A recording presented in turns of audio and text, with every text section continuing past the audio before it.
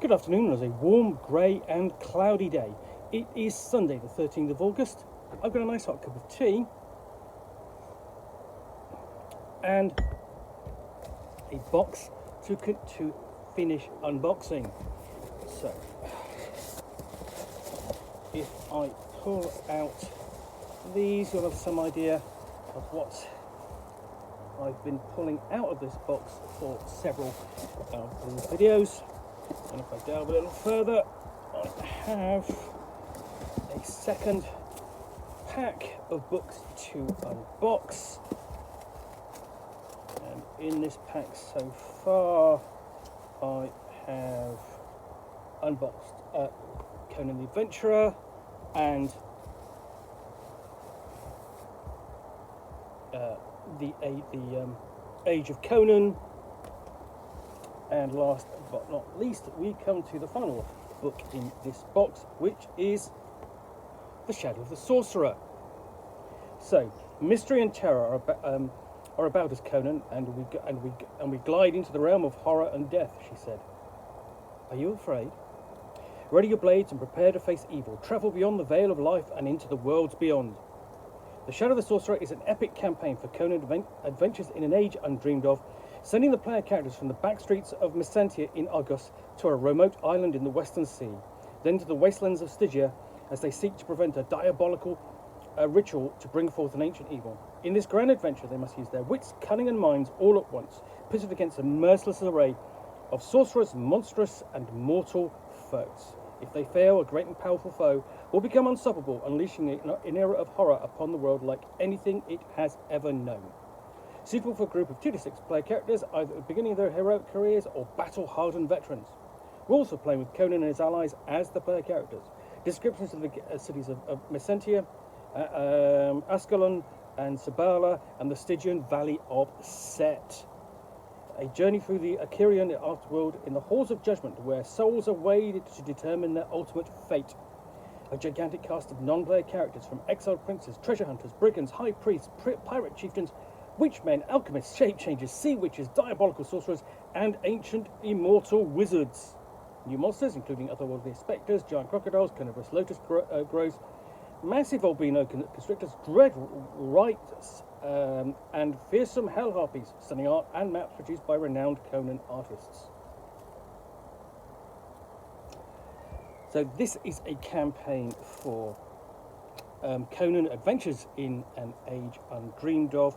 The role-playing game published by Modiphius Entertainment using its 2D20 system and encompassing roughly 20-25 or so different supplements. So, we've got cover, and of course, like I'm presuming as the rest of the title in the series, you'll be able to see that cover shorn of its cover text inside the front end papers, and you've got an advert in the rear end papers, this time for June, the then forthcoming June role-playing game and the Fallout role-playing game. So this is actually a lengthier book than the other Conan Adventures in an Age Undreamed of supplements. In fact, it's double the length of some of the other books. It's going to take a bit longer to go through, so we open up with the credits and table of contents. Which actually runs to 2 pages. Not surprising, given the length of the book. And then we're into The Shadow of the Sorcerer, Book 1, Opening of the Eye, Book 2, The Tomb of Toth-Mekri, and Book 3, The Calls of the Serpent, and advice on game mastering this adventure. So setting an era, other eras, player characters, getting them involved, and introducing new player characters, and handling elements such as languages. So what you've got here is an overview and instructions on basically how to set the campaign ready for play. Then the advice covers pacing adventure, and then we go into additional counters, cliffhanger endings, epigrams and flavour text and so on, before we really start with the campaign background, which delves into the back history of Hyboria and events years and years ago. We've got detailed description and details of Mad Prince Toth-Mekri and the Isle of the Dead. as well as the worms of the earth, and the coming of bloody Trenicos. So you've got quite a lot of text to work through in preparing this campaign, certainly in the setup, and then we begin with Book 1, Introduction, the opening of the Eye.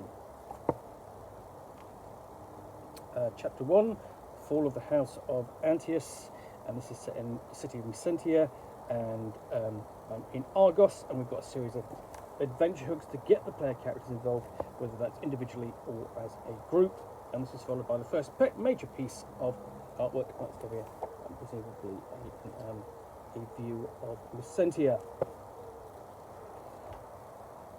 At options for taking the high road or the low road here, discussed in detail, and then investigation, which can be conducted around the city before we actually get into scene 1 of the campaign.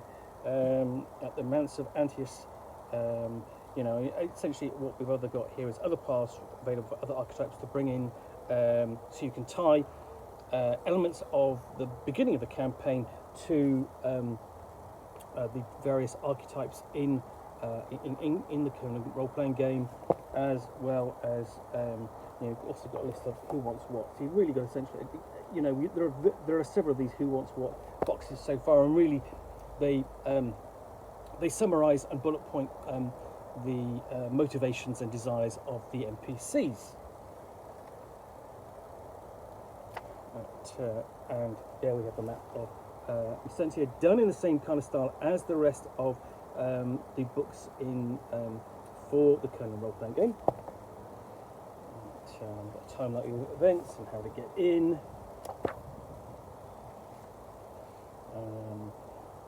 And what we find out in the silent halls of the Hound of the Manse of Antius.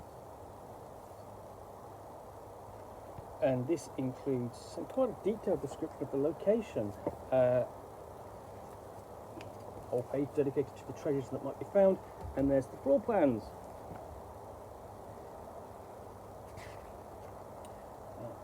And a letter they can discover, so definitely one of the player characters needs to be able to read. And you see, essentially, there's a lot of detail, there's a lot of description. So this pink, these pink boxes, you know, those are your boxes of purple text, or purple prose, I should say, ready for the game master to read out or paraphrase. And then we've got the important object, which is basically going to partly drive the campaign forward. And then scene 3 is, of course, Ill-Met in Messentia,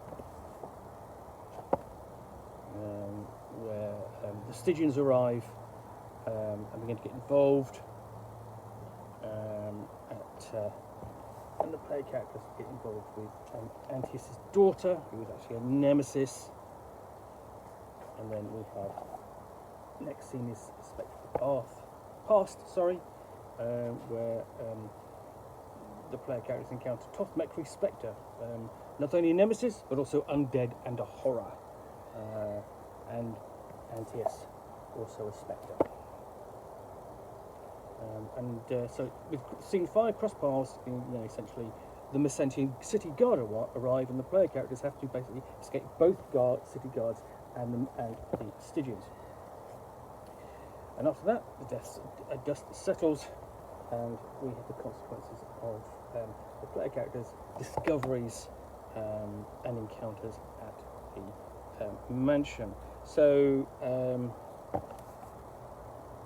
you've got quite a detailed sort of conclusion to what happened, and sort of going through what's going next, including going back to essentially Publius's estate, him, the player character's patron at this point, with hopefully the Eye of Archeron, the artifact, and more,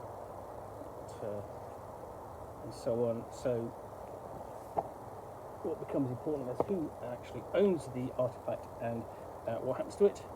Before chapter 2, the player character will set, I should say, book 1, chapter 2, the player character set out on the River of Souls, up on the sea.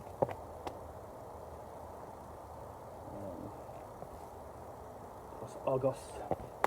So even there's a section there for time for shipboard romance. And on the road, and then there's essentially a fantastic overshot of a settlement.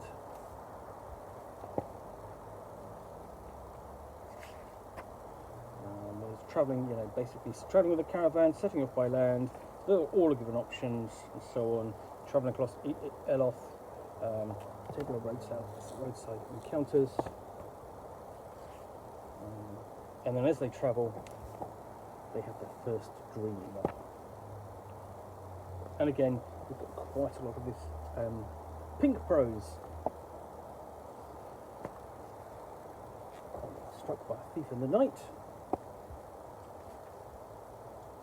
Before coming upon the white towers of Ascalon.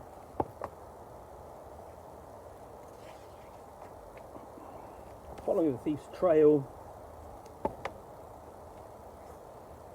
And getting into the inner city.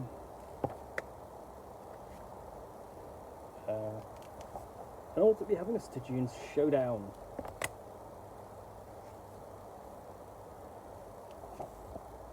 And which could be in the category below. So, Book 1, Chapter 3, Black Wings. And here we have to Barracks Villa by the sea. And we have a floor plan of the villa and its immediate surrounds. And again, essentially the player characters have to gain access to this villa, where they discover the Serpent's Den and the Thing in the Wind, and of course there's a double cross, followed by, well, the Last Man Standing, an encounter with a recent enemy. Then we have Book 2, The Tomb of Toth Mercury. As again, a nice piece of artwork, but again that's appeared in one of the front covers of the books and the whole series, Conan the series, and out onto the Wine Dark Sea. Chapter 4, travelling under the weight of ages, including with the advice, don't drink the water. Flowing down the River of Souls.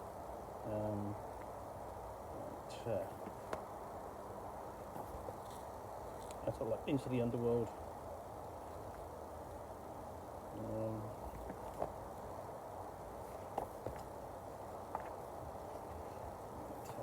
Still on unknown waters and involving hunter and prey. And adrift on strange tides. But, and of course confirming there's no honor amongst thieves.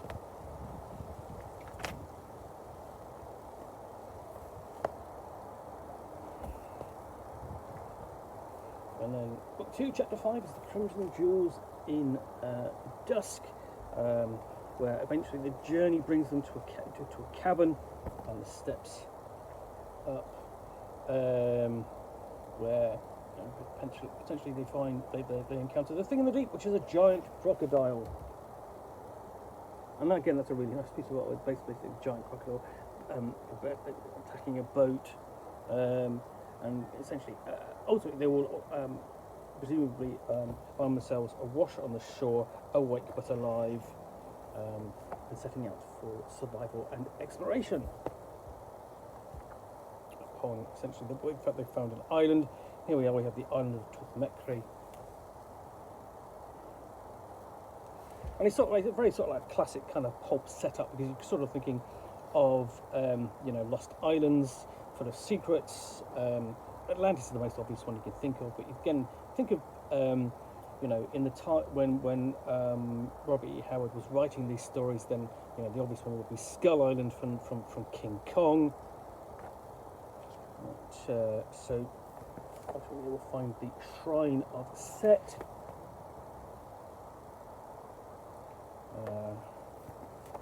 An encounter with a dreaming horror. We've got a series of smaller scenes, so including Fangs in the Night, Waiting for the Staff, Uneasy Truce, and Odaka arrives. So they go sort of like they pretty much come quickly upon one another, and at that point the player characters have to potentially forge a deal with the devil. It all takes place at the court of Tothmekri. And then book 2, chapter 6 takes the player characters on the roads beneath the earth. And here they have a savage encounter with serpent folk.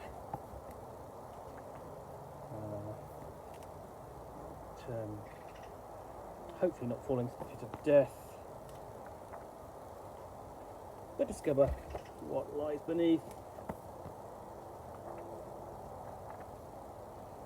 And discover the tomb of Tothmekri.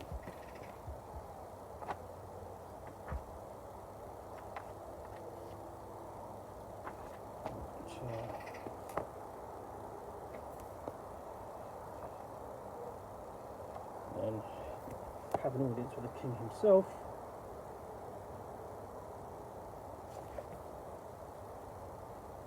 Apophis, king of the serpent folk.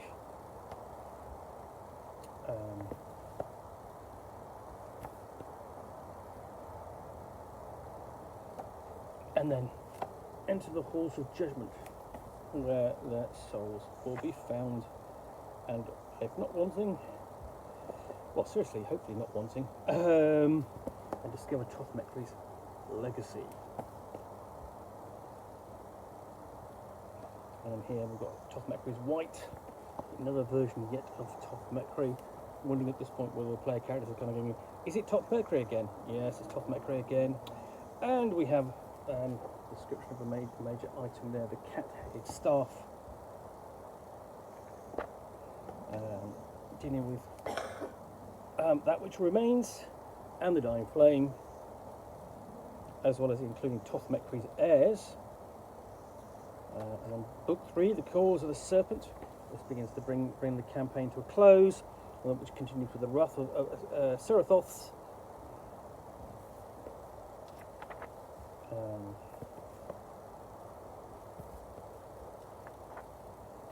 We've seen one Spears of the Black Coast.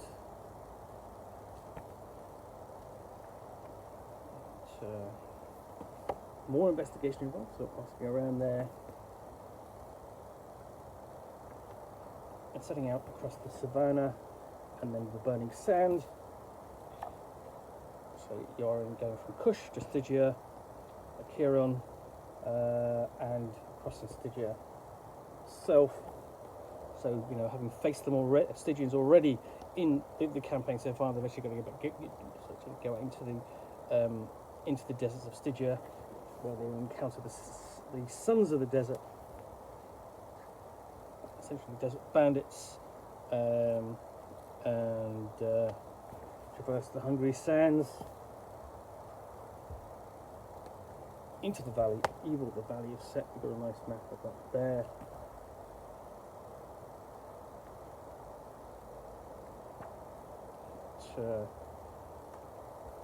And it's here that Seraphoths is revealed.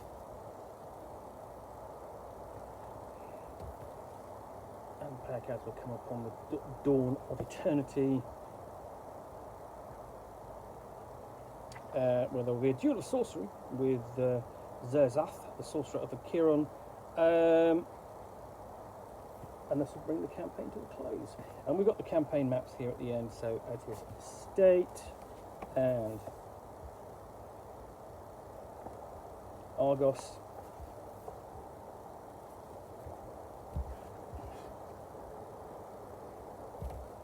And that's Backwards Villa and surrounding lands, and there's actual villa.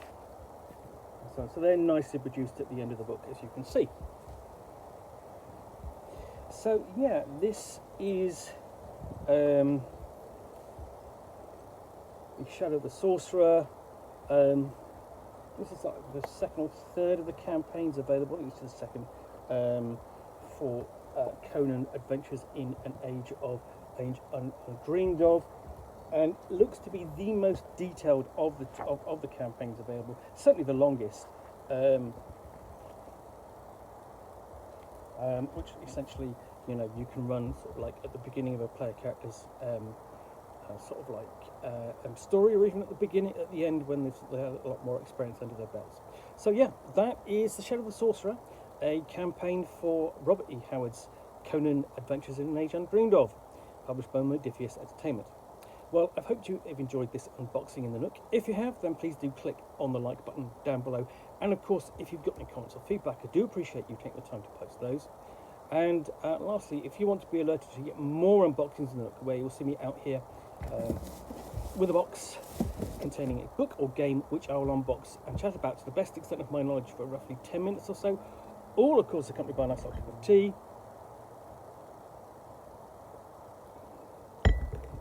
then please do click on the subscribe button down below. Thanks again for watching another unboxing in the Nook. Be back again soon with another one. Bye for now.